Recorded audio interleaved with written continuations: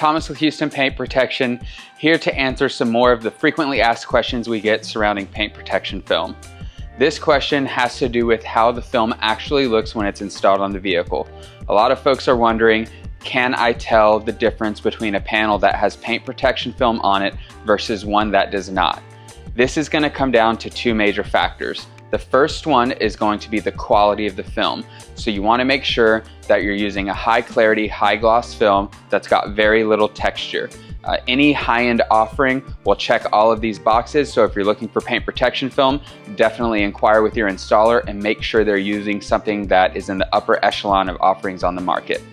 The second one, and arguably the more important, is going to be the quality of the install itself. Essentially the style in which the installer lays the film down and the care and the attention they take to make sure that it's as hidden as possible.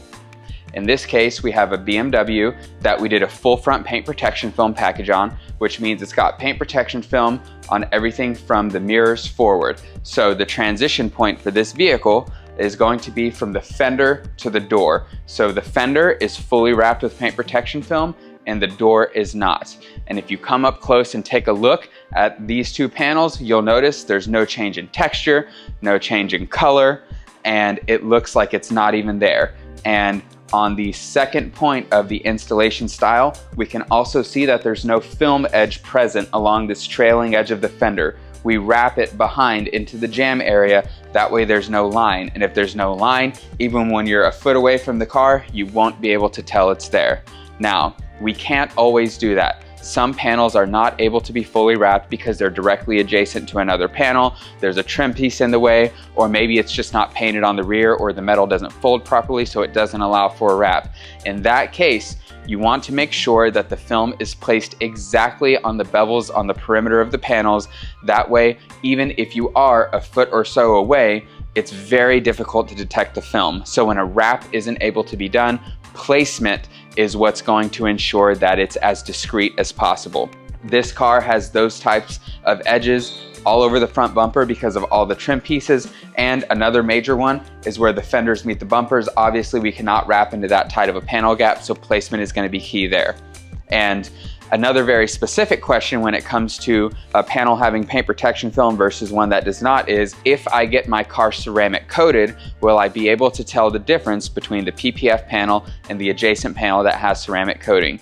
This BMW here, along with this Subaru right next to me on this side, both have full front paint protection film packages with ceramic coating on the doors that are adjacent to the fenders. We've already showed you what it looks like on the BMW. We can take a look at the Subaru right here on this one. Again, this has a full front paint protection film package, so all the film ends here, and from here backwards it's not there, and as you can see, there is no visual difference. And back on that specific question, we can also get even more detailed with this GMC over here, which has a full front paint protection film package. So again, fender is going to be covered and the door is not, but this particular vehicle was not ceramic coated. So we have bare paint here and film here, and again, you can see no difference. So this is always going to boil down to the quality of the film and the attention to detail in the install.